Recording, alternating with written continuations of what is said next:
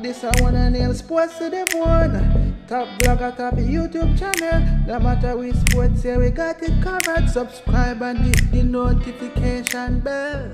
A blessed day to you, all my sports to the bone people. Welcome back to another video. Thank you all for checking this one out. So, a couple of stories to look at. We see where West Indies all-rounder Andre Russell recently spoke on the cricket situation there in his home country, Jamaica. And he was basically saying it's extremely sad to see that in 2024, we won't be having any T20 games. No CPL, no T20 World Cup. So we're going to dive into that interview. I'm also going to give my opinions. So just let me know what you think on that. Also, we see where Mr. 360, AB de Villiers, he was basically saying that T20 cricket is to be blamed for what is happening in Test cricket. He was speaking about all of the T20 cricket that is being played around the world. And, you guys would appreciate that AB de Villiers, he was one of the pioneers when T20 cricket was just getting popular. We would have also heard another pioneer, Chris Gayle, a couple days ago, saying that players should go wherever they want to play because cricket boards won't be loyal to them. So we're going to take a look at that also. So just let me know what you all think in the comment section. Also, you can show some love by hitting that subscribe button. All right, so we're going to kick things off with Andre Russell. Taking this one here from the Starbreak News. I am seeing the article on their platform. So Andre Russell recently spoke about Jamaica not having any T20 games this year. He was talking about the facilities there in at Sabina Park, talking about the pitch and all, saying that we have the ground and it would have been a good opportunity to help bring in revenues to the country. But it's really sad that we won't be having any of that. You guys would probably remember that a couple of weeks ago, it was announced that Jamaica Talawa's franchise would no longer be there in Jamaica. At least for this year, them say probably in the future they will return. So this is Andre Russell, and I quote, "With no cricket playing in Jamaica, it's just sad. An historic ground like Sabina Park, such a proper facility, good batting wicket, and good for bowling, and then CPL won't be here. I just think it's very sad for the island." He went on to say, "I can't express how disappointed I am to know that not even 2 World Cup games won't be here. I think the government has to do something about this." He went on to say they need to look into certain things. They can't support certain sports and just forget. They can't support certain sports and just forget about cricket. We have produced some of the best players in the world. Test cricket, T20 cricket, and all of that.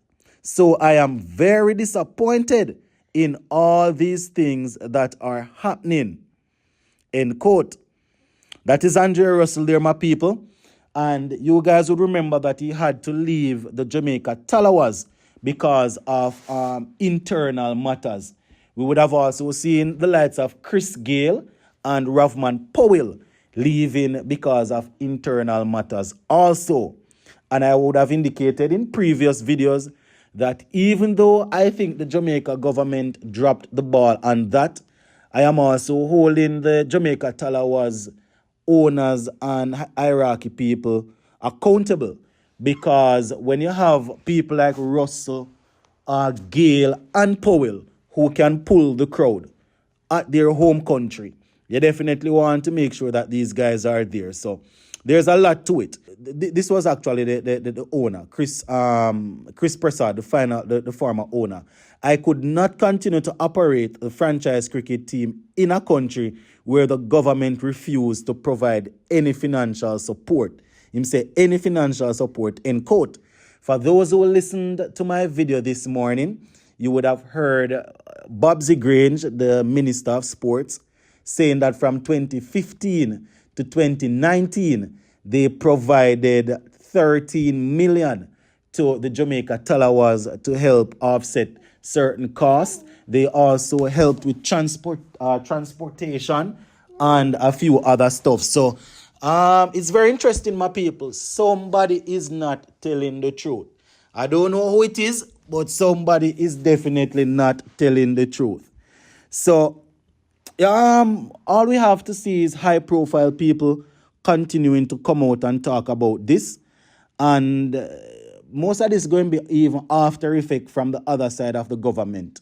You understand? When it already happened and they notice that it's a public outrage, the other side going to come out and say, how can the government let the cricket franchise leave? How can the government not do this?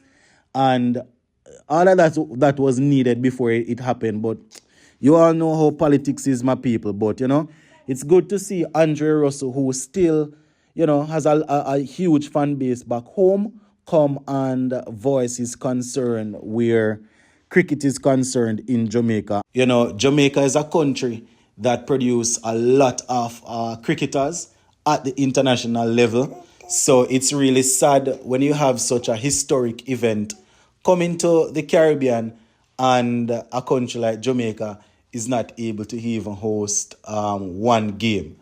Let me all know what you think about that. Do you agree with Andre Russell coming out to call out the government saying that they need to do better?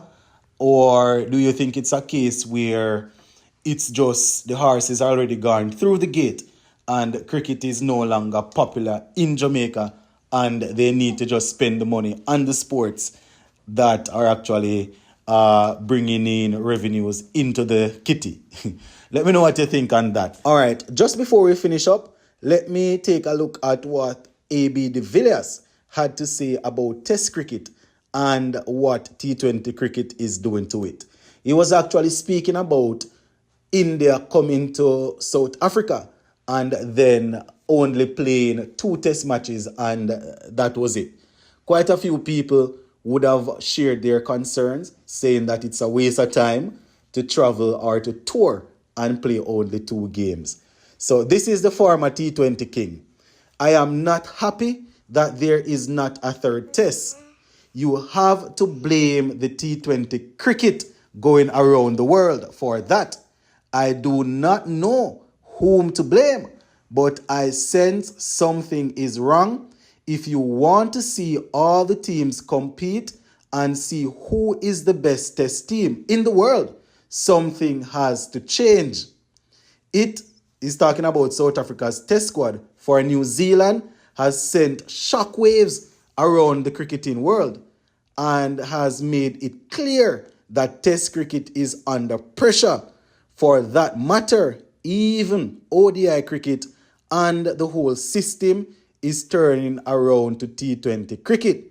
The players, the board, and the coaches will turn towards where there is more money. You cannot blame them for thinking about their future with their family. End quote. So one of the pioneers of T20 cricket there, my people, trying to shed some light on how things are going and why. He's saying that the T20 cricket is there, money is to be made, so people will go towards where the money is. Let me know what you all think in the comment section on this one, my people. And as per usual, if you have not yet subscribed, I am encouraging you to hit that subscribe button. Big up.